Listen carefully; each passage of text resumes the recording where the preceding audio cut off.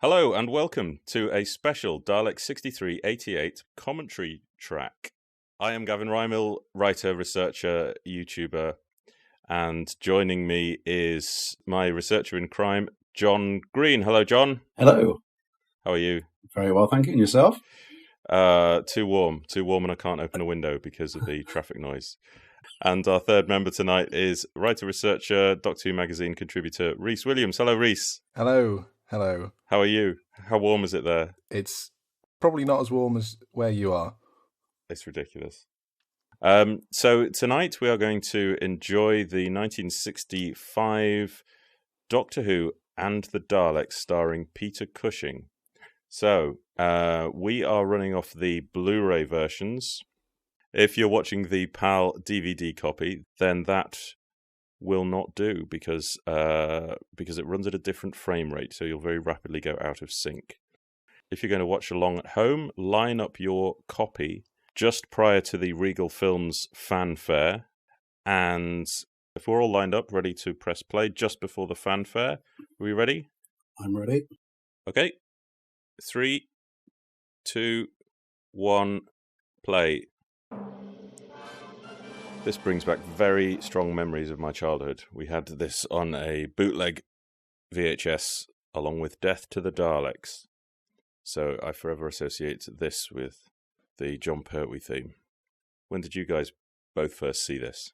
It would have been on TV, I think, for me. Early 80s, I would imagine. One of the BBC One repeats. Saturday morning, just before Grandstand started. I remember being extremely disappointed that it wasn't the proper titles or music. Yeah, I had the double bill VHS. So that got a lot of playing. I presume we all saw both films before the original 60s TV version. Yes. It made the TV version extremely slow and heavy going by comparison, I found. They're very light, aren't they? They really do a ruthless job of trimming out anything unnecessary to the basic plot. But they do it well. Yeah, they're very breezy, they're very light, very enjoyable films. I find it very hard to be kind of objective about them because they're so nostalgic. I always kind of watch them thinking, this is actually not a bad film, but apparently IMDb says I'm wrong. Well, they sit perfectly for the time that they were in, for the audience they were aimed at, which was essentially kids. So it works perfectly. I know a lot of people give them a lot of stick, but I don't really see why. Physics for the Inquirer. That's off the Clayton Hickman Redbubble shop, isn't it? The Science of Science. I'm sure we had that book.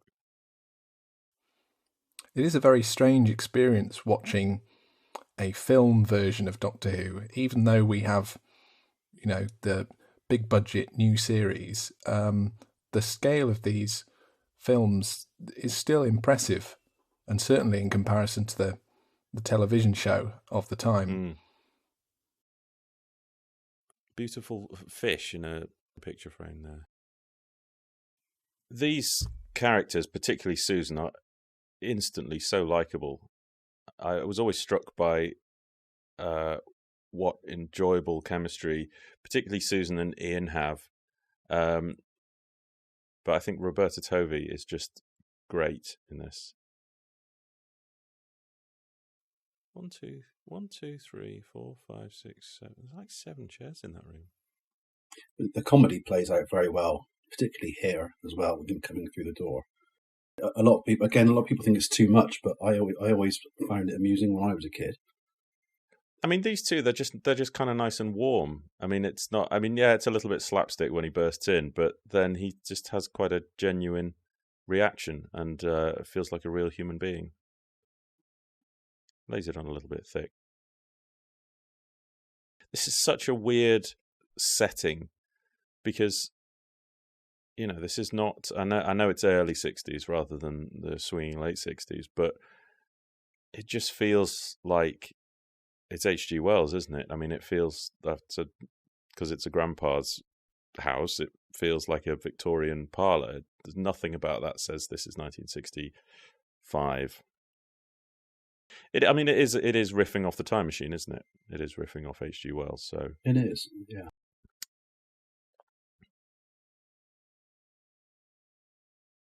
I very much love the way that the design of the room here.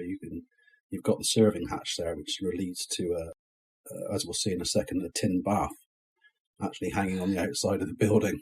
It's always been one of my favourite bits. Oh, is the bath hiding it on the outside? Yeah, you just wonder whether what they keep in the tin bath that they need to get through the hatch. And there we go, see? Ah, yeah. That's actually the entrance to his laboratory. It's also bigger on the inside.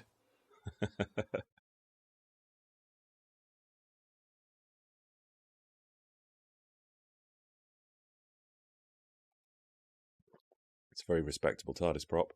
Yeah, stunning prop, isn't it? It's, I suppose, really, we've only got the TV one at this point to compare it to, other than obviously the real ones. And so in the 60s, this would have looked, virtually indistinguishable, I suppose, from the real thing. Yeah, I always used to wrongly trot out that this was a perfect replica of a real police box, but I think Clayton Hickman nicely debunked that. It's very, very good, but it's certainly not perfect. What do we think of this TARDIS set? It's a bit unfocused, isn't it? It's a bit messy, and obviously that's the intention, but it certainly lacks the striking quality of the TV version. Yeah. I mean, it's more logical, isn't it? But that doesn't necessarily make it better visually. I mean, it is the inside of that police box, but bigger. So it's black timber walls with invention stuff in it, but I don't like it. It's supposed to look like someone's invented it and just put it together on a wet Sunday afternoon rather than obviously what you get in the TV show. And from that point of view, it does make more logical sense. But yeah, it's messy. I like the way there's an outline of shrubs left in the space behind the TARDIS in a little square. Just a lot of clutter, isn't it? There's weird stacks of things trying to make it look busy. It really surprised me that Stephen Moffat referenced this TARDIS set when they wanted to create Matt Smith's new control room. Said we want it like the Peter Cushing TARDIS. I mean, thankfully that's not what we got, but still it's a surprising reference point in my humble opinion. So at this point, the movie has done their own version of An Unearthly Child in just 7 minutes. Yeah, and of course then instantly skips over all of the Cavemen episodes and jumps to the Dead Planet. And that's what David Whittaker does in his novelisation. Don't like the police box all built up on that convenient square of sand. It looks weird. It actually moves about throughout the film because they used this same area of forest and redressed it by rearranging the trees and foliage. And so the TARDIS is visibly in different places as we go through the film with different surrounding trees. Oh, that's interesting. I think that was the Thals moving it around, I think, just to confuse things. It's a very good set, though, isn't it? This, yeah, I was just going to say. This set. But I'd never noticed before, it just seems to stop about 10 feet away. The wall goes green. I'd never noticed that before. Are these upturned real trees? Oh, yeah. I think they are.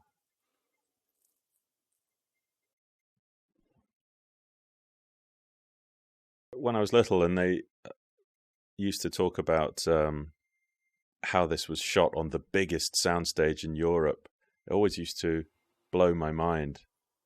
It sounded extremely impressive, and in my confused young state, it didn't really occur to me.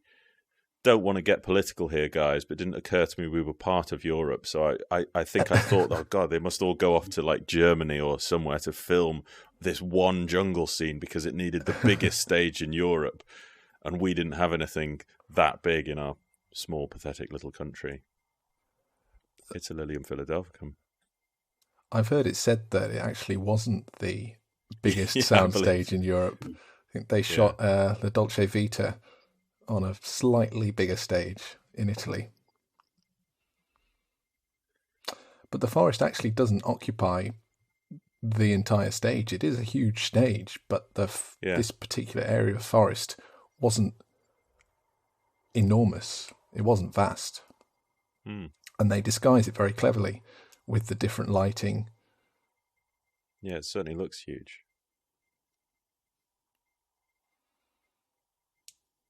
That sort of set, it's always going to be tricky to see repeated patterns in the trees and that sort of thing anyway.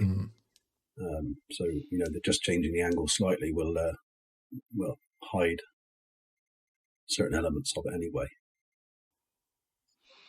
I always like those, the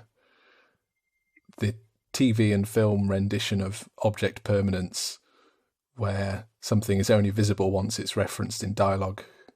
Yeah. Yeah, so right now, those actors are actually looking at the full-size city, I think, in terms of the studio geometry. And the model city was erected by the cyclorama at one side of the studio, and they removed it when they didn't want it to be seen. So you can see the sort of contours of the hills in the background. You can match them up to instances of the city being shown and other scenes. Wow. Those trees are plaster, aren't they? Or those stumps. It was a slight revelation to me that there was model work in this. It never occurred to me that one of the shots, or some of the shots of the city, are model work.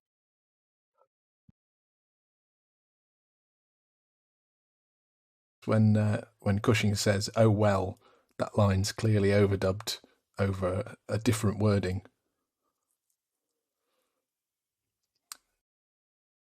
It's actually quite ironic that there's always been this question mark over whether Ian and Barbara actually had a romance in the TV version, despite some occasional undercurrents. But in this film, they're definitely dating, yet there's seems to be zero chemistry. They sort of barely even communicate. Yeah. So what's the deal with these fossilized plants? Why are they? Is it regrowth, the first regrowth after the nuclear war, or are they sort of fossilized, crystallized, preserved in time? Well, the sound effect that you got when it sort of crashes, it sort of.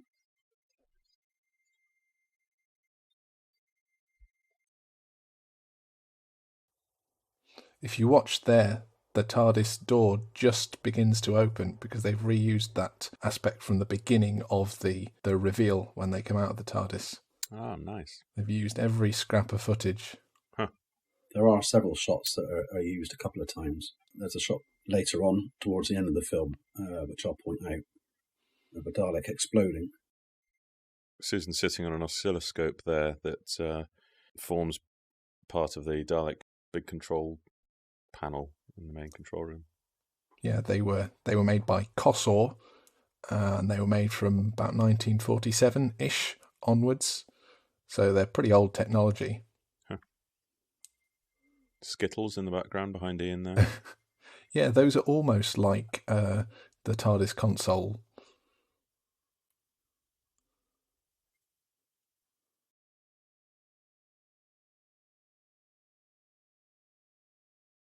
That handle looks like a aircraft joystick. Mm.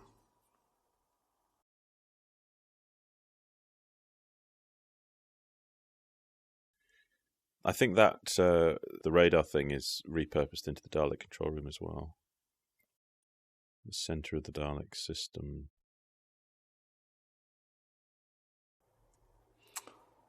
He's a more convincing liar than William Hartnell's Doctor, isn't he? He puts more lightness into it. Yeah. And he doesn't really get that much chance to sort of develop his characterization in the film. That's but true. I like the moments that are scattered through. It would have been interesting to see him on TV, how he might have played out. Yeah, that radio pilot would be wonderful to turn up. Often mistakenly thought of as being a radio series of this, but it wasn't, was it? It was a BBC production. It was a radio adaptation of the TV series, just not starring William Hartnell.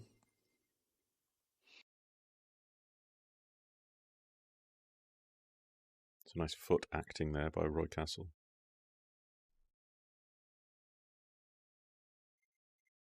Do we know whether Roy Castle got his Carry On film job because of this, or is he known as a comedian anyway? I think he was a kind of variety star on television, and this was only his second, if not second acting role, certainly second film role. He'd starred in another Amicus film before this. Yeah, is this a set of sort of preferred Amicus actors, or at least Cushing and Castle? Certainly Cushing and Castle. Jenny Linden was a late replacement for the actress who was originally going to play Barbara, whose name escapes me.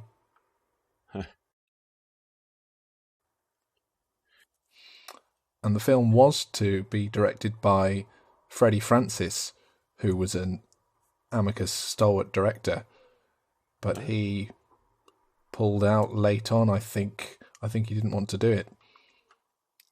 Felt that the budget wasn't there, or it wasn't achievable on the budget.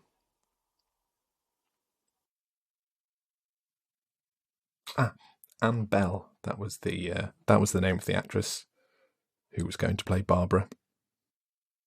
Oh.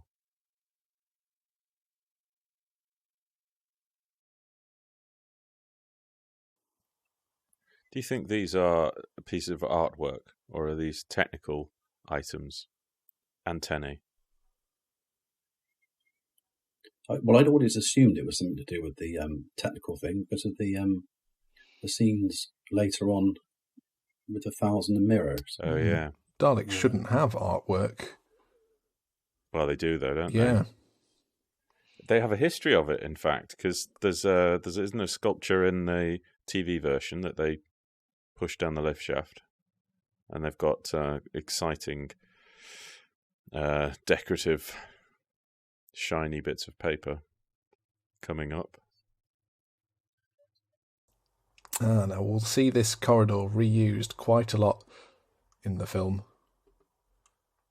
They reuse a small complex of corridors very effectively, shooting reverse angles and never letting you really get a grasp of the geometry. You did well to work it out for your Doctor Who magazine feature. I remember being very frustrated by this bit as a kid. I know it's obviously supposed to be light comic relief, but I could never understand the point of having some sort of touch-sensitive pad 10 yards away. Because it's all very well having a bit of light relief, but you want it to have some kind of logic behind it existing in the first place, and it just doesn't. Yeah. I mean, even when I was quite young, I thought that's silly. Yeah. Well, I was a precocious child as well, and I objected to the fact that these eyes are all about 4 feet apart, and none of them have a field of view greater than about 2 degrees. If you had one eye that could move further, you wouldn't need so many eyes installed. Let's not try and introduce logic into the discussion. It's not going to end well. Those metallic shapes, as we'll see in a moment, are not very heavy. They wobble as the other actors run past them. Suspiciously like reflective paper. Yes, one might think that. So I'm timing to where the cliffhangers are, and the film just shortened episode 1, The Dead Planet, to 11 minutes. And although it omits the famous cliffhanger with Barbara being the first one to meet the Daleks on screen. It's a lot of weird texturing. It's all sort of swirls of plaster on the outside of the Dalek city, to the right there. Yeah, a lot of the construction work was apparently done in plaster, wooden boards with plaster. Yeah. It all looks very coppery, which I presume is sort of supposed to tie up with the floor. Yeah, one thing I always really liked to this film is the sound design, the dubbing, all the Foley work. It really, really adds to the atmosphere to hear the footsteps, metallic footsteps on all the corridors. Everything has a really strong, metallic, tangible feel to it. I like that bit, a bit of subtle comedy there, Ian expecting the door to open. These door controls are very high for the Daleks, aren't they? The little blue discs. Well, that's why they've got the large fenders in this story. So they built the door controls first and then realised they needed to be taller.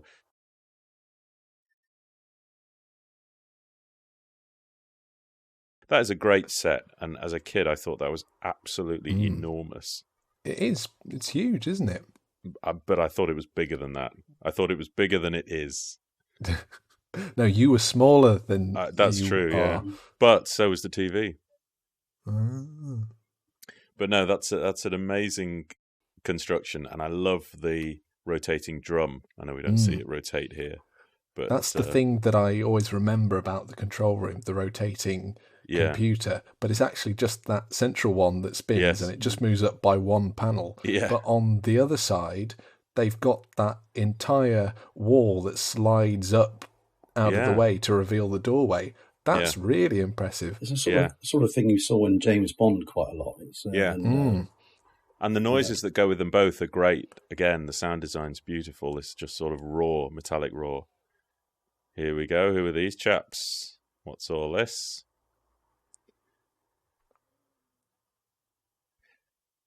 I don't know why they didn't use cutting more effectively like this, because obviously you've got all the blue Daleks in the semicircle, and then just a simple cut adds a fake extra blue Dalek coming in the doorway. You could have had several extra fake blue Daleks. This must have been so exciting as a kid to see this in colour on a huge screen after just, being used to a tiny black and white TV. Roy Castle got a good blast from that fire extinguisher, didn't he? Yeah. In this day and age, it's so hard to appreciate how exciting this would have been. And the big voices as well. I don't think the voices have ever been better than they are in really this film. Beefy. Yeah. There's loads of reverb and loads of modulation. It just all works. I always used to think they were recorders, those props, the fluid links. I always used to think, it's just a school. It's just like a recorder I've got at school. And it's not. It's actually quite a nice little detailed prop with stuff inside, glittery stuff, mercury. Yeah, the explanation there is that you're a fantasist.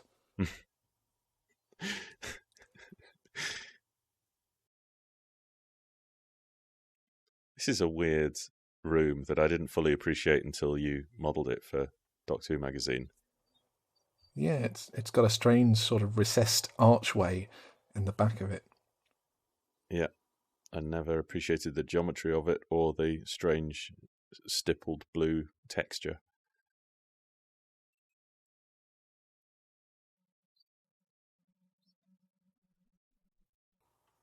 I think it helps that you feel really disorientated within the space. They never let you get a good grasp on it. Yeah. I think that's wood chip wallpaper, actually. I remember it was very fashionable in the 80s. Nightmare to get off, though. Nightmare to get off.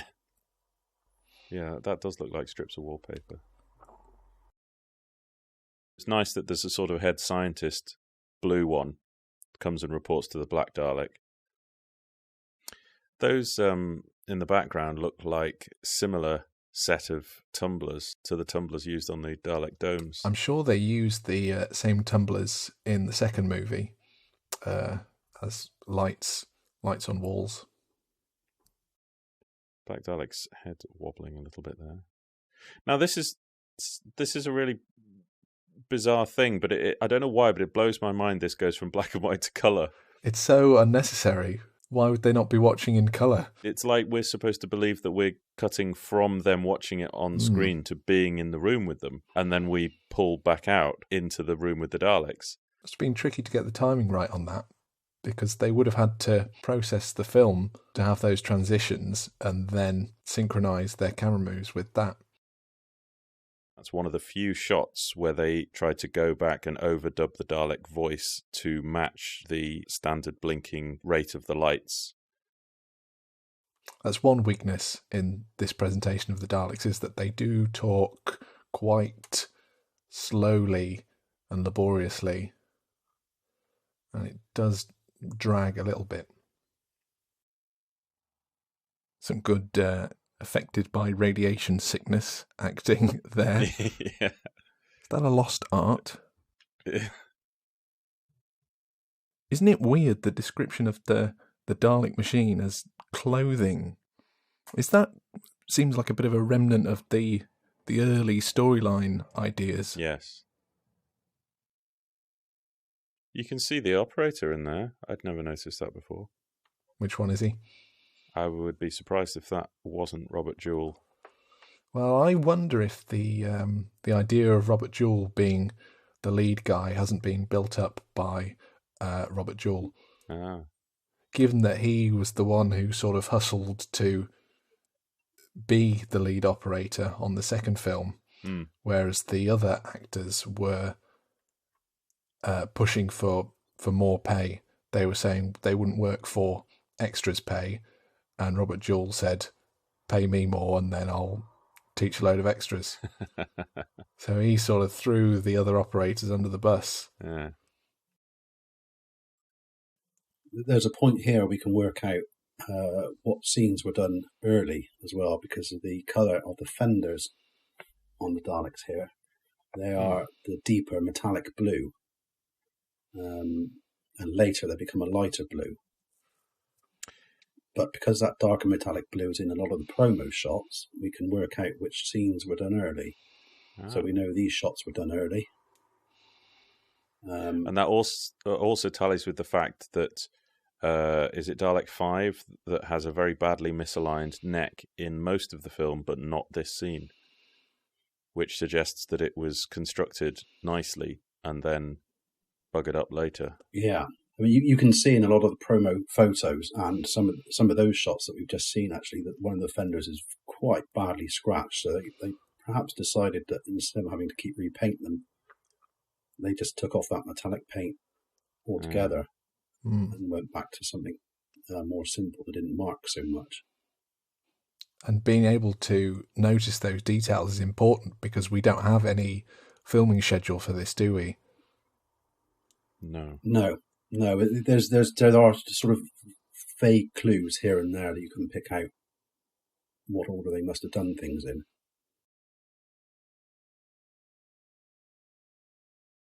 The pace is sort of rattling along, though, isn't it, really? When you compare it to the TV version. It's looks like the same pattern as Patrick Troughton's handkerchief, but in green. Supposedly, Cushing requested that nice blue necktie. He liked to have something blue to complement his eyes. I think the upcoming forest scene is much more effective in the movie, partly due to having Susan as a younger character. Her fear is more believable, especially so as she's already demonstrated twice her bravery. Yes. Whereas Susan in the TV version, if not at that time, certainly later on, her character was a bit of a screaming wreck. So it's not as impactful, her being frightened of the forest. Yeah, I agree. They must have made quite a few of those branches as well that they break off, because it seems to be a trick they play several times throughout the film. Those cones. Weird cones in the foreground. Traffic cones. Cone but not forgotten.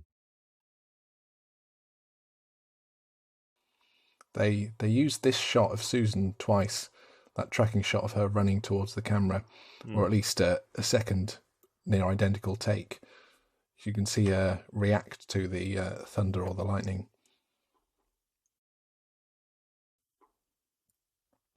It's very well done, this sequence. Mm.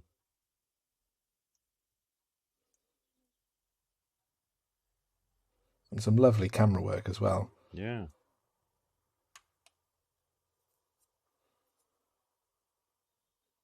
You just barely see a movement in that shot. Yeah. This one, same shot, she'll react. Yep. So we're just coming up to the end of episode 2 of the Daleks. And once again, it's condensed the TV version of all those events into 11 minutes without really losing anything. Yeah. The cliffhanger would be coming up now. And they've made quite an unsettling change here by having Susan be confronted by her unknown pursuer, who's actually entering the TARDIS instead of him waiting outside. It's weird that the interior doors are blue when the interior that we see from the outside is white. Oh. And the walls of the interior are black. It's odd. Yeah. Hello.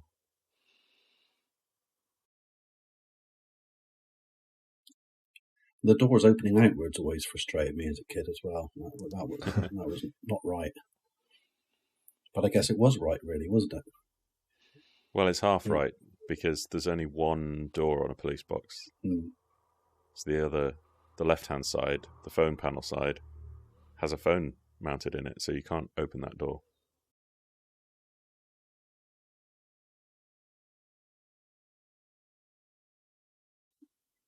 I was never fooled by his cape anyway. It never looked like a monster to me.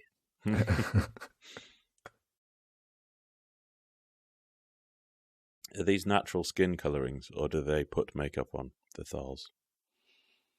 Probably a little dusting of glitter. Mm-hmm. I remember Barry Ingham saying that the male Thal extras were very unhappy that they all had to have their chests shaved. So they demanded more money. Should have got Robert Jewell to do it. Pay me extra, I'll shave everyone.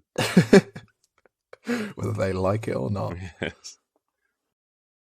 Oh, that's that great Look noise. at that. It's so good. Brilliant. It's so smooth and, yeah. The array of screens are a bit weird. They've got some electronic monitors, some back projected film, some stills, some blank.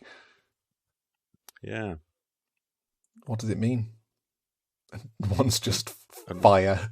Yeah. One fire and one water and one seemingly the Tom Baker time tunnel.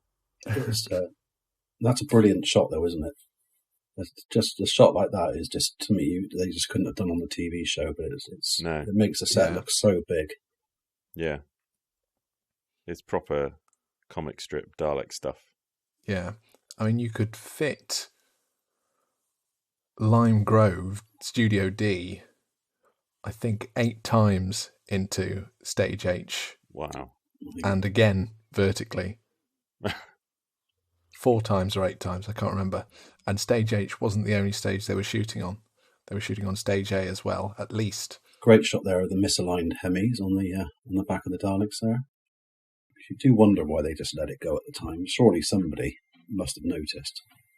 How did it get to that stage anyway? I mean, we know that in Dalek Invasion of Earth, their rear panels are similarly misaligned, although not to that extent. So had something happened at that point, which causes the issue later. So the only thing that makes sense to me is that they had like locating points in the mold, which allowed them to like put the center of a trepanner or something in, but really bizarre. They obviously didn't consider it too much of a problem because they obviously built on at least one more batch, or 2 more batches if you count Curse of the Daleks as well. Yeah. Doing it exactly the same way. Dozens and dozens all made equally badly. Very strange. Always bugged me, that red Dalek looking down. Get control of your eye stalk, man. He's got his handkerchief over his head. Never noticed that. My eye is drawn to the Dalek. very interesting that the Red Dalek was given a menial duty here as well, to take them their food. Punishment for his droopy eye stalk. See, it's more active now. Is that the operator's name? Droopy Eye Stalk. To achieve these shots, the back of the alcove must have been removed here. Yeah, would it have It's been the kind of thing that was very simple, shooting and editing on film, but the TV series would have needed trapdoors built into the wall so recordings didn't actually have to be stopped. Yeah. Oh, he's putting it together. Mm. So the Daleks have pens, papers, lava lamps, gardens, artwork. It's interesting as well. We know from the photographs that the red and the black Dalek must have been fairly late idea. Mm. Obviously, they were initially based it just on the TV version, just the grey or silver colour, however you want to look at it, and they're a fairly late addition. And the Daleks just have their voyeuristic security camera on whilst Susan's writing the letter. She could have torn it up. But they went to town on the black one with the gold and the silver. Yeah, and the underside of that middle neck ring is gold, isn't it? Yeah. Suggesting that maybe the silver editions were late. That pen's a bit like the ones you used to get in the bank or a post office or something, where they had a chain on them so you couldn't steal it. Oh, there was a bit of equipment up in the top left corner there. A light or a boom or something. I love the fact that she gestures to him in secret that they're going to take it out, and then all of a sudden she just starts shouting next to it that they're going to take it out and being very proud of it. Yeah.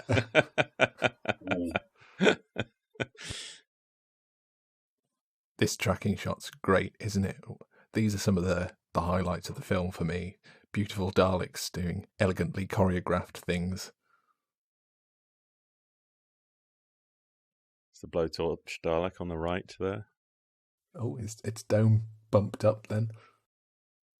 Watch this this Dalek in the middle now. He's going to check out the Dalek Supreme's backside. Oh, nice. I'm surprised they didn't give the blowtorch Dalek a different attachment to come out of its blowhole when it wasn't torching things. Yeah, would it have been tricky to remove it? Would the mechanism have been? Well, I mean, the torch is removed, connected? but torch is removed in all scenes other than the cutting scene. But I guess if there's no actual ball and socket joint inside the arm box, it would have meant the operator would have had to have held everything in place at all times. That's the genius of the Dalek appendages, that the operator could let go of them all, and because they were tightly bolted into the gun boxes, they didn't just fall flat. So an operator could switch arms and eye stalk. There you can see the model city in the background, Yeah. which gives a great sense of scale and size to this set. Yes, I agree.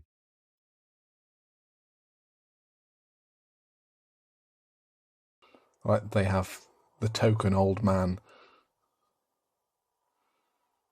How come he has lived to old age and none of the others have? He's murdered his peers. He'll pay the price shortly for his aged naivety.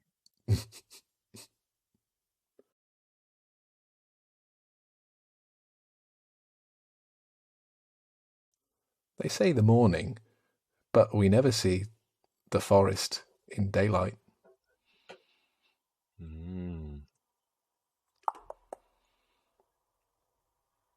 More nice Foley work.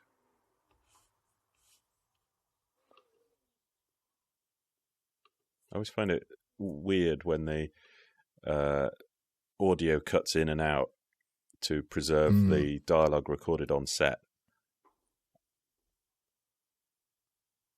and every time they speak and the real audio comes in, you get quite often all kinds of noisy background sounds of other things that were happening. And then the minute they stop speaking, it goes absolutely dead silent. I do prefer having the genuine dialogue, though, rather than dubbed. Yes. It feels sort of distancing. Yeah. There's a weird bit of audio when the Dalek goes up the lift after Ian, where you can hear the mechanism of the lift. Hey up. Comedy incoming. So is the one blue Dalek with a working iris?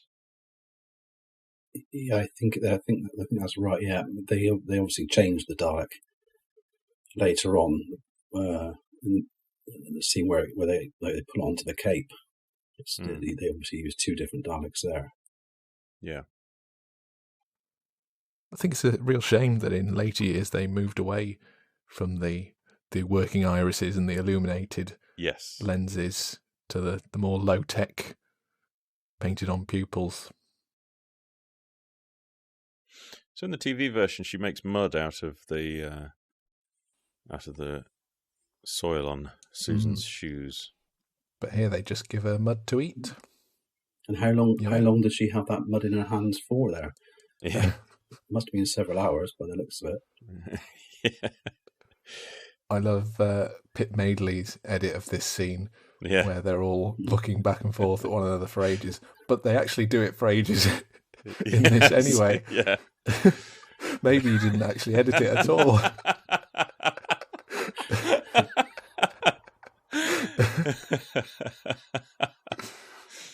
Yeah, for a second I thought you'd tampered with my copy.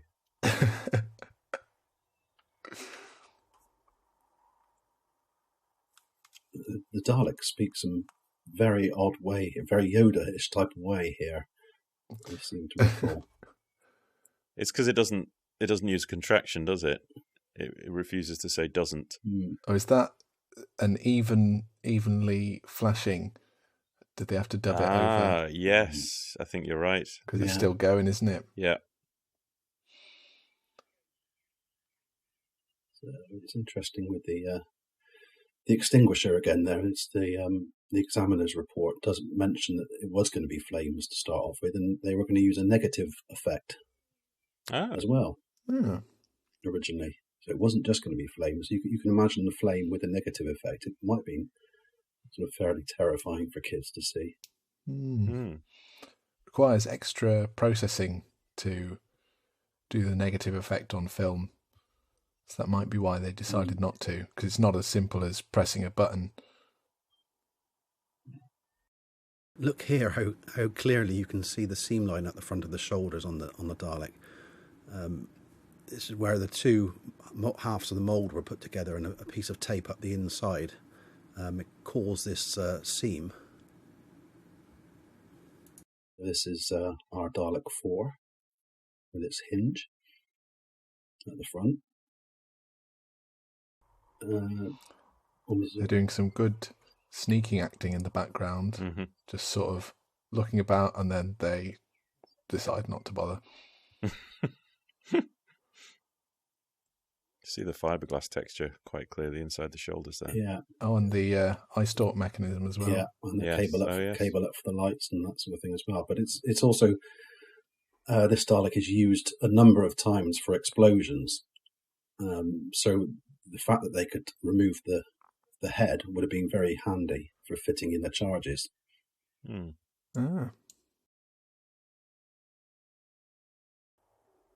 Grubby, that dome. Damage on the back and on the top. The poor sad creature. Bless. Hang on, that's carpet. Where's that filmed? That's on the top of the bench in the archway. I've heard it suggested that might be a prop from one of the Amicus horror films, but I don't know whether that's a good shout. Whether that's true or not. That claw shot was the end of episode 3 on TV, and that was covered in 13.5 minutes in the film, so extra 2.5 minutes of screen time compared to the first 2 parts, so obviously lots going on. when I was texturing these transparent walls for the Doctor Who magazine set feature, it was really hard trying to work out what was coloured plastic and what was an illusion caused by the fact that plastic's translucent. Because I kept thinking that maybe the bottom of the plastic wasn't painted silver, maybe we were just seeing the silver floor through them, and I eventually concluded that can't have been the case. But they're not as vivid and orange as they seem to be, but when they overlap each other, their colour kind of mounts up, if that makes sense. So you get this kind of stripe effect that I don't think is actually present in the plastic components themselves. You see the stripes get narrower towards the camera. It's because they overlap less as they get closer.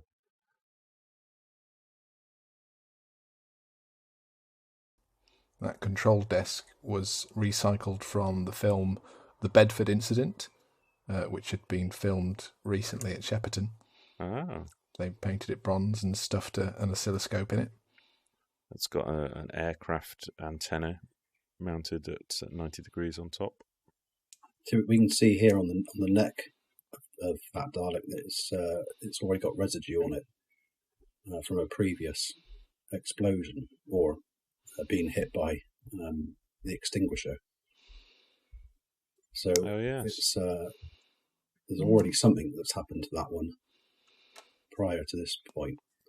Do we know of a specific shot where it gets a blast of something? I think there is a shot in the final scenes. There definitely is, but I would have thought they would have left that till last. Hey, here he comes. Here's the bad boy with his dribble of grease down his shoulder. I was looking at our 6388 website, and I think I'd written originally that it was a very badly damaged prop, but it's pretty clear to me now that it's deliberate weathering, that it's meant to be part of its character, is that it's a worker Dalek. I don't know why I didn't assume that in the first place. It always bugged me that that shot of it shooting its flame up at the door quite clearly couldn't reach the door to make contact and is just charring it and is only cutting it through in close-up. There's a shot coming up where you can see the edge of the door, and it's got a weird kind of metal bracket on the right picture. I don't know why that's there, because that's not on the actual door mechanisms. Yeah, there on the right. I assume it's mounted in place for the actual welding effect. They cut this door at least twice because the cut pattern from the beginning of the sequence doesn't match the middle and the end. Now, you might think that this upper lift room was the same as the other one, just the same set redressed, but they're actually two different sets.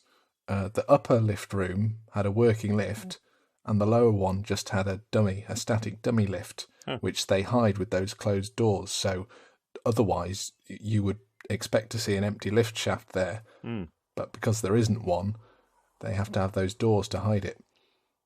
Luck. That's my favourite line in the whole movie. Very, very interesting what they did there. They used the dummy to fire at, and then exploded the real hero prop anyway. Yeah, weird that. So the dummies were made in the plaster workshop, but presumably they weren't plaster. Presumably they were fiberglass. I can't believe they were plaster. They we know that at least one survived up to the 1990s at the very least. If they were plaster, I'm sure they would have been falling apart. They're extremely rough on the surface, but I guess that's potentially bad moulding and bad fiberglassing. I would imagine they were put together very quickly. Yeah, built at Shepperton, weren't they? So first non-BBC Daleks ever made. Coming up here, I like the fact that Ian waves his hands over the red sensors, as he's now familiar with the system being motion sensitive.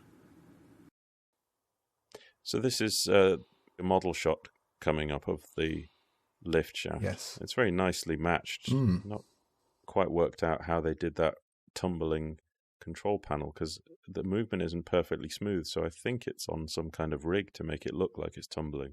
What I think they've done is they've flipped the image upside down, and you've got the lift shaft running horizontally along the floor. They've got the camera looking along it, and they've suspended the control desk from above and pulled it along towards the camera and given it a little spin so that it looks like it's tumbling, but actually they're pulling it from left to right, from above. Odd that the inside is all silver, including the backs of the doors. It's as though it wasn't meant to be shot from that angle. Yeah. I love this sweeping shot. Yes. And I'd never really appreciated those screens on the left there. It's designed for the Daleks to have somewhere to go and hide, and this last prop just sneaks out, attends to a control, and then goes back to hide behind the screens, like he'd forgotten to turn something off.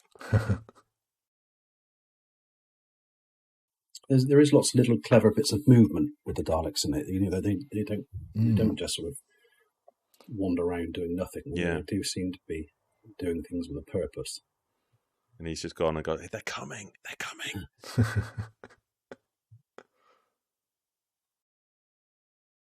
What was that phrase you used before about if it's not on screen, it's not there? Object permanence. Object permanence, right there, because the Dalek, we now can't see the Dalek, so the Thals clearly... Oh, we can see it. We can see it through that screen. I mean, they're looking directly at it. Well, it's no worse than the TV version, which is really, really badly staged. And that episode's not directed by Richard Martin, so I don't understand what happened. The weird thing about that is, do we know the Thals know what the Daleks look like? Is it possible they look straight at them and think they're just ornaments? More of the famed Dalek artwork. Daleks famed throughout Skaro as great sculptors.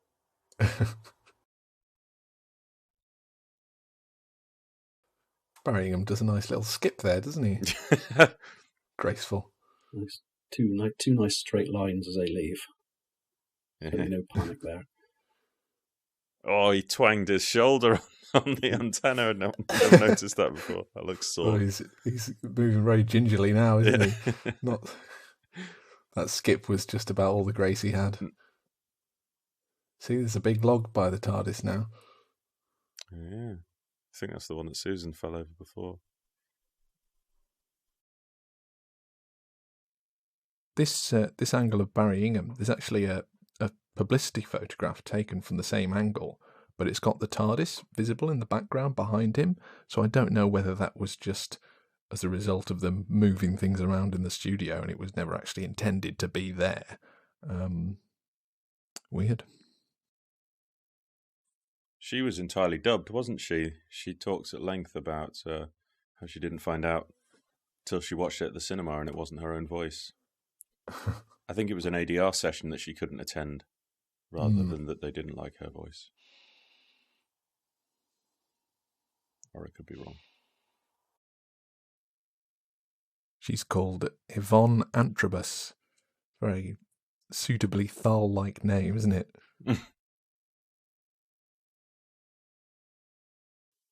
He's not really trying very hard there, is he? Oh, I wish there was some way I could help you.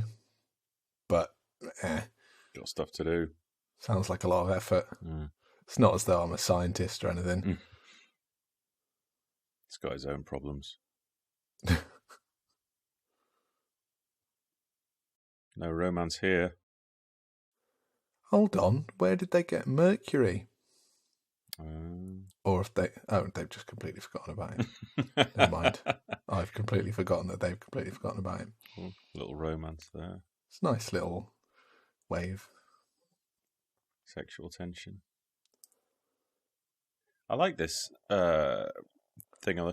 There's a dummy Dalek on the left of that projected screen there, which is odd because they had a fifth hero prop, a fifth blue hero prop, so why didn't they use that?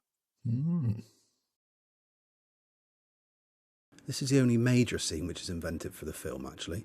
It replaces that simple moment in the TV version where Ian realises he's left the fluid link in the city. That was his first ever flight, wasn't it? He'd never used his time machine before. Yeah, because he had that component they'd fitted. Which is surprising, really, because he has absolutely zero reaction himself to his accomplishment and being on an alien planet and meeting aliens. He almost reacts like it's adapted from a TV serial where it's second nature to the main character. I think it's just a defining trait of successful people that they're never satisfied with their achievements. He was secretly seething that he didn't get to push the lever. It was an odd cut from inside to outside. So that was the end of episode 4, and that was 11 and a half minutes in the film version. It's all very consistently spaced. I wonder if it was a deliberate approach to basically take, for every 2 pages of TV script, they reduced it into 1 film page. It'll be interesting to see in the final 3 episode timings, see if they're longer because there's more action in them. Now the dummy's Well, gone. the other's gone. Yeah. Dummy can't demonstrate being out of control.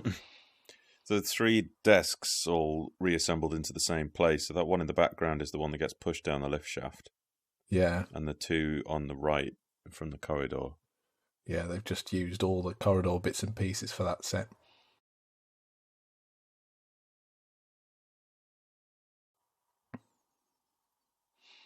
Nice lens flare off that Black Dalek's eye. Mm. Yeah, so the automatic light flashing has at times been blamed for the slowness of the Dalek dialogue, but it's clear when watching that that's not really the cause. No. It's just that the Dalek operators were flashing the lights pretty slowly.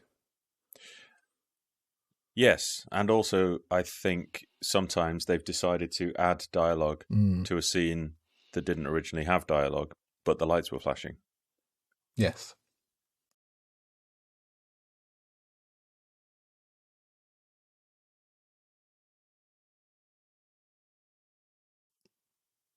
It's a nicely framed shot. Thal language on the weird cube thing in the foreground, weird pyramid thing in the foreground. They're Dungeons and Dragons dice. And they've got quite fun, futuristic plastic tube backpack things that they keep their Dungeons and Dragons dice in. Lad.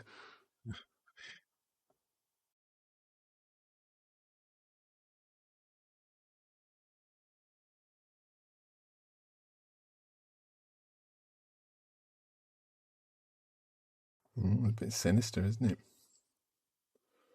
There's a bit of a controversy about this bit now, isn't there? About supposedly passive Doctor turning the Thals into fighters. Which you can sort of understand. I mean, the Doctor. I mean, it's a fairly modern thing, isn't it? The idea of the Doctor as a pacifist or a. He was always well up for a fight. Now, this is interesting because this is almost a direct replication of a shot that's in the TV version, which, okay, would have been prescribed in the camera script, but it's still a curious thing to have replicated exactly, and it's beautifully done. But it does beg the question, what happens when Dalek comes into the control room and they're all watching television on that big screen, and the screen has to slide up out of their way? So I was watching that. I was spying on the women in the prison cell. They certainly get maximum use from the police box prop, don't they? Deadly. With it, it's always situated in the back of most of those shots. I've always liked that in a Doctor Who, when the TARDIS is there parked in the background as a little sort of touchstone back to the way in and out of the story, and yet the narrative prohibits you from going there. but it's such a beautifully, the word iconic is overused, but it's such a beautifully iconic shape just to have it lurking in the background of a shot where it's not relevant to the story is really nice. Yeah, and the incongruity yes of that object in the setting is always striking. Which doesn't work quite so well with the lava lamps.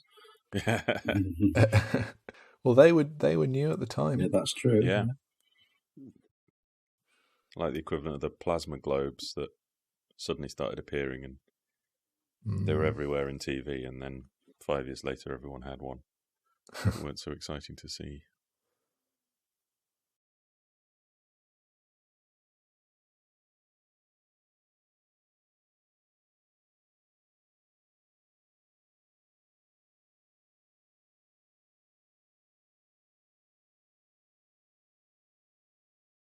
This tracking shot, they start at that's actually the base of the exterior of the city, those rocks that they walk down, then they pass in front of the full jungle set, and then onto the swamps, and these swamps seem to connect to the rock face that we later see.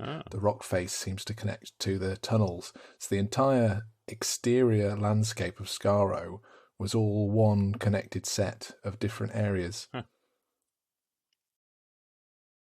My memories are now conflated between the TV version and the movie version, and it always surprises me that the movie version has no jungle monsters because it's a bigger production and it's got more resources.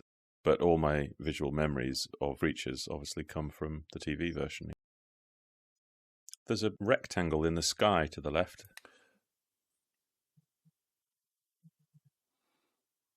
Can you see in the centre shot behind Barbara now? Yes. That must be a join between. Well, there's a vertical line joining, but there's also like a window, like a big horizontal hatch. Oh, yes, there. yes. So do you think that's a gauze, and that's the walls of the studio that we're seeing? Yeah, it could be semi-translucent. Yeah. I love that big moon. Yeah. This is a great shot. Yeah, depth to it. I believe they did shoot, or at least planned to shoot, the monster effect, but didn't use it for whatever reason. I'm not sure whether it wasn't convincing or it was too frightening. I think the former. Well, that answers that question, because that was the end of episode 5, and it condensed 24 minutes of the TV version into 5 minutes in the film. So not a lot going on in episode 5. It's about 6 inches deep, that water, and I didn't seem to be able to spot him there. Or the monster that took him. Yeah.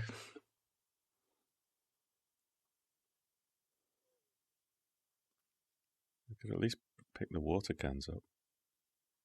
He died for nothing if you leave the water cans. Yes, you can see the again. City in the background there. Yeah, and then that's nice. Behind, you can just see to the left in the background of Cushing there, you could see the rocks of the actual city exterior. So the model was only 20 odd feet from the real thing. Yeah.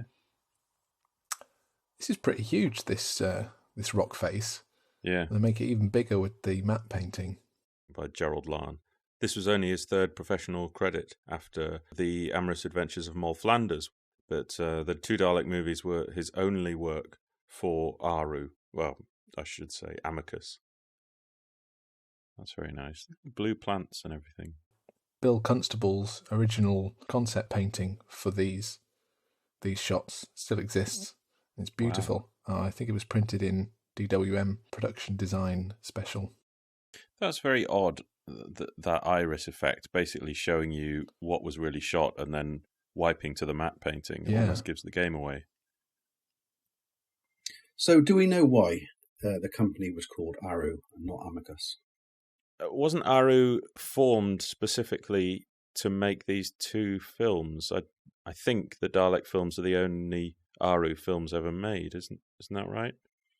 Aru is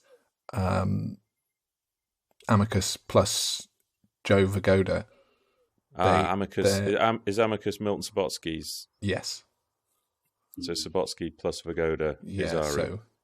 when teaming up. They went under the Aru banner. But I don't know if that means they didn't team up for anything else. But what does Aru stand for? Amicus and Regal Underpants. Probably it. It stands for quality. Quality filmmaking. More upside down trees there. Handy little steps built into the rock face as well. Which was around the time I first saw Revenge of the Cybermen as well, so I was kind of a bit beguiled by everything being sprayed gold, like on Boga. So Skaro's a planet of gold as well. It's very convincing climbing acting, though, isn't it? It's, it can't be easy doing that sort of thing. No. Yeah, I don't think they're acting. Looks pretty steep and quite tall. But it certainly added an extra 5 minutes onto the runtime anyway, hasn't it? Watching them clamber up there. Yeah, but it's better than the TV version of this plot point. More speedy. Now, it was many years before I noticed this was the control room set. I don't know why I was blind to the fact. I mean, it's not like they've disguised it. It's patently obvious. It's a very weird angle, isn't it? I'm not quite sure how I feel that it looks. I'm not sure if it's good or bad. But it does show off that gold underside of the silver neck ring. Yeah. And is that all of the props in that shot? Yeah. 10 dummies and 8 hero props. You can also pick out the colour differences in that shot as well between the dummies and the hero props. It's quite stark when you actually notice it. The silver of the dummy props and the blue of the hero props. I rather like the slight glittery metallic look of the dummy props. Yeah. It's nice. And why do they have the strange inverted zigzag That's colours? a very good question. I mean, it's part of the construction that they couldn't have made a mould of from the original, so they would have taken the collars off a hero prop. I'd have said they modelled a clay replica of the collars on top of a shoulder section and then taken a mould of that. So presumably somebody either deliberately did it so there would be a visual difference, or just had a mental aberration as they were copying one of the hero props and put the diagonals in the wrong direction. There is actually a little design drawing, isn't there? It's not a detailed proper plan. It's more of a sketch, I suppose, really. But it's just highlighting the dimensions, and it's got the little zigzag on it. This is the point in the TV version where it just becomes a bit more of a tedious weekly serial. It has less stimulating ideas, and yet the film is determined to recapture all that rather boring adventure stuff.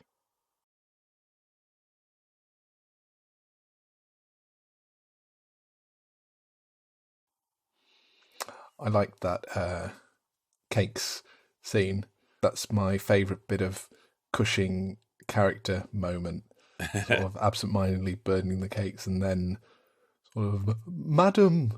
Yes. It's sort of this old-fashioned gent. Yeah. I like it. Yeah. A reference to King Alfred. I don't know. That's too highbrow for me. It's a famous story. It's a famous It's not fable, famous. I haven't heard of it. Parable. It is extremely famous. You should be ashamed of yourself. Alfred, before going into battle, was asked by a village woman to look after her cakes. And he was so fixated on the battle of the next morning that he burnt the cakes. I mean, you can say that, but it doesn't make it a famous story. It's very famous. It's extremely famous. John knows it, don't you, John? I do. I have heard of it, yes. Yeah, but you guys know each other. So is this Chislehurst Caves or not? No, it's not. Chislehurst Caves says it's Chislehurst Caves. Do they? Mm-hmm. It's on the wall. I mean, it looks a little bit like it, but I'm 99% sure that's studio. It seems to match the the exterior shot. Yeah, and also I can't see how they could have organised the various bits of effects work that happen here as well, because you've got the tumbling rocks and things. So they've changed the order of the scenes here. In the TV version, the Doctor shorts out the Dalek machinery, then gets captured, and then there's the scene in the caves where they have to cross the ledge, then cuts back to the Dalek city where the Doctor and Susan are prisoners, and we hear all about the Dalek plan to irradiate the planet, and then it cuts back to the scene on the ledge where the Thal is about to fall down. Now, in the film version here, the Doctor and Susan haven't even started their sabotage plan, and yet we've got the Thal about to fall to his doom. Not sure if the order change makes any great difference. I guess the TV version is structured around having the cliffhanger there in the cave, whereas the movie, being a single narrative, doesn't need that particular type of story beat in the same place, so has a bit more freedom. I don't think either works badly.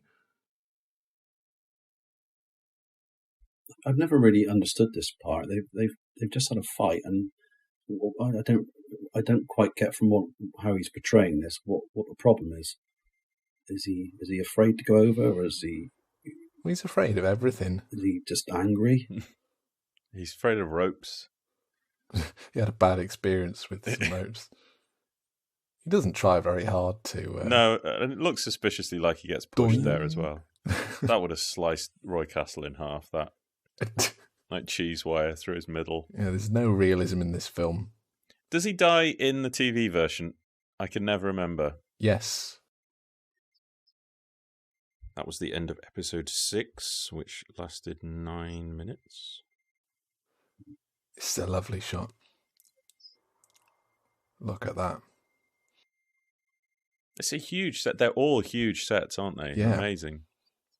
Yeah, you just could not achieve anything like this in TV Doctor Who. No. And it's not as though it's a film shot on an enormous budget.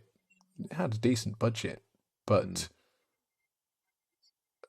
the resources that they have through being a feature film are just not comparable. Are just far and above what the television producers had. I love this. An effective defense system, pointless and confusing, and it's great. Weird Dalek ingenuity. Oh, swan dive? Yeah, there's no real need to have this. This is just pure spectacle, isn't it? The Dark Offenders there again, see? So we know this bit must have been done early on.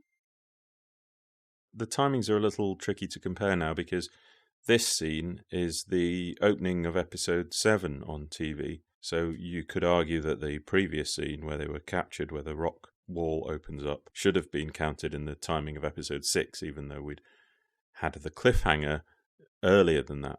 If we want to time it that way around, then episode 6 was 10.5 minutes. Maybe that makes more sense.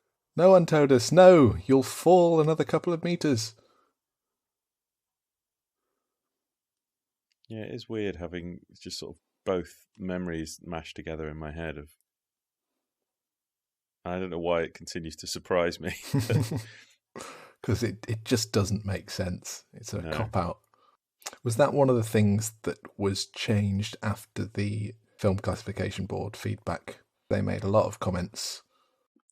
Now, I had a thought. The Zarbi was broadcast on the 20th of February 1965, and that featured a hairdryer thing coming down over the Doctor's head for interrogation in the alien base. And this film started shooting a month later. It's a good job they didn't start this countdown lower, isn't it? Or did something good. Start at 3 and everyone's stuffed.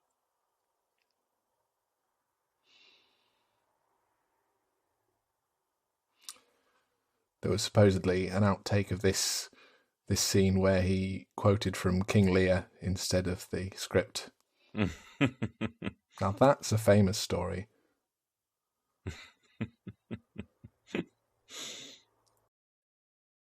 In one of these shots, Susan sort of steps forward and says no, but there's no dialogue to go along with it because they're reusing an alternate angle of the take from earlier on. Is that the only canonical appearance of the Dalek font in Doctor Who? Oh, could be. Although I think we all know there's nothing canonical about these movies, so your point is invalid.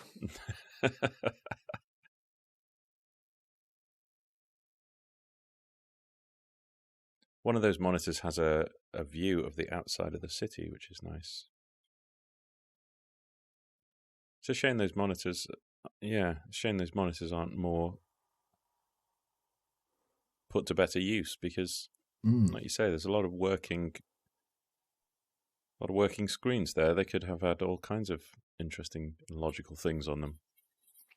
Yeah, I suppose to play anything on electronic screens, they would have needed either an antenna and sort of equipment or video playback equipment, which would have been expensive. So with the electronic screens, it's not easy to get them showing anything. Now, you never see the inside of the rocky side of this entrance and the corridor side in the same shot. So I think they're in separate places, and they would have built the rock tunnel downwards into the water tank of the soundstage. I suspect, rather than building it up on rostra. Yeah. So these doors close vertically rather than the weird angular split, and that's because those junctions, they're four-way junctions, so the doors would all have collided with the adjacent doorways if they had to split open. Very good. So that's why those doors close vertically. This is the same lift reused. They've just put a doorway in front of it instead of the lift room wall. Dalek proving there that all Daleks can blast through metal, therefore making the blowtorch scene completely appropriate. Yeah, but they wanted a precision cut so they could repair it easily.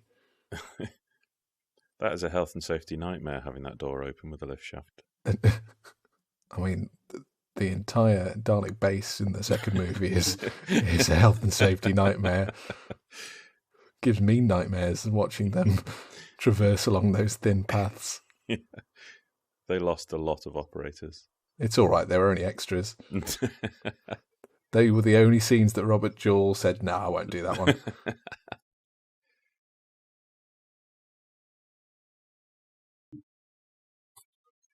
I love this. The beakers and the eye stalk fall off. Yeah. And that happens again in the second movie. All the bits fall off. It's great. There's a big blue dent left on the wall Yeah. where it struck. This must have been pretty galling for them to climb up that mountain, and meet all those monsters, and then find that the others got in anyway. Through the door. Yeah. This corridor and the control room must have been distinct sets, I think, because otherwise you'd do a nice tracking shot taking them round into the control room. That's a great shot. I love that. See, this film gives you a sense that this is a Dalek community, that they're all toiling away if you leave them to their own devices. If you disturb them, they all alert and come after you. Kind of reminds me of the Borg in The Next Generation. That they've got stuff to do, but if you annoy them, then they'll go for you. It's the blowtorch Dalek in the background again. There's some weird editing in this action sequence. You'll see Cushing shouting to Barbara from behind the little table before he's actually moved behind it. There's a shot there of that Dalek exploding in the doorway that's used twice. Behind the table.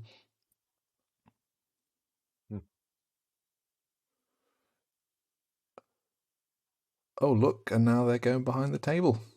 Mm-hmm. And and there's here it that comes again. shot. So there's the second time that it's used. It's really neatly done. Well, I take that back. It's a neat idea done badly that I'd never appreciated before. That Ian helps ram that Dalek into the sort of electrical gubbins in the corner, which causes an explosion. All the lights go out, and that sort of seeds the idea that control area has a sort of has enough influence over the working of the entire city that if more damage was done to that wall, there would be a greater impact. That's a very good point. What I like is the doors continually closing on the Dalek's head. It's not quite as smart as your point. Thanks. Oh, even the lava lamps didn't make it. Those poor lava lamps.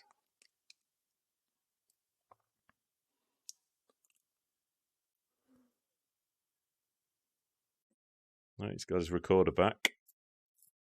Do a little tune. Hey, that one's different to all the others. Just like you. Pink in the middle. You haven't been fully cooked. No. All my mercury's emptied out.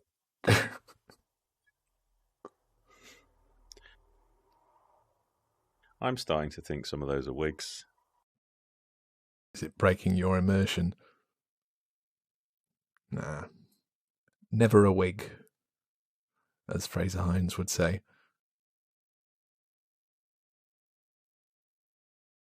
Thanks, but I'd rather not. Rather not take them. Don't know where they've been. That cowardly Thal looked incredibly like a guy I went to school with called Simon Graham, and I always find it really distracting. I've never checked to see whether it's him, but I suppose it, on balance of probability. I mean, he might have been held back a year many, many times for cowardice. Yeah, for bad rope work.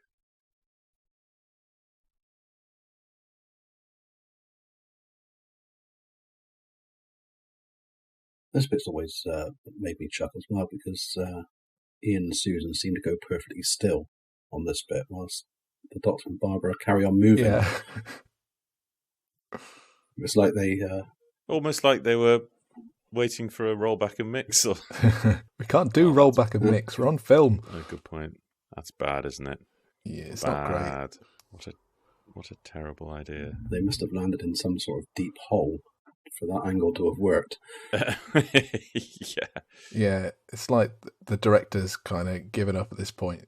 It's the end of the day, he wants to go and just says, Roy, just do something. Just do something funny. Yeah, we'll fix it in the edit.